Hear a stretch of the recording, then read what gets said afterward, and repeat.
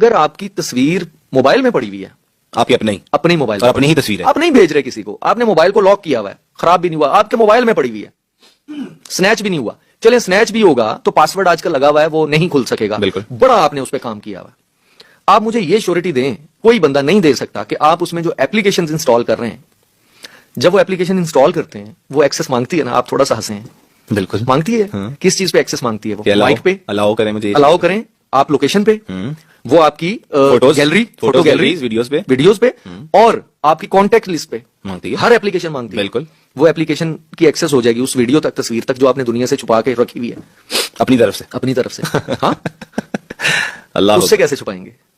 बिल्कुल ठीक है। और पिछले दिनों स्कैम्स आए, आपने लोन एप्स का सुना होगा। जी जी, लोन ऐप्स पे भी मैंने आना है इस पे भी बात लोगों का डाटा निकला, ठीक है, क्यों निकला? इसी वजह से, वो एक्सेस ले ली और वहां से निकाल लिया और फिर ब्लैकमेल भी किया, ब्लैकमेल किया। और फिर कई आपने लोगों तो- ने खुदकुशी की भी ट्राई की। लोगों ने तो किसी को नंगी तस्वीर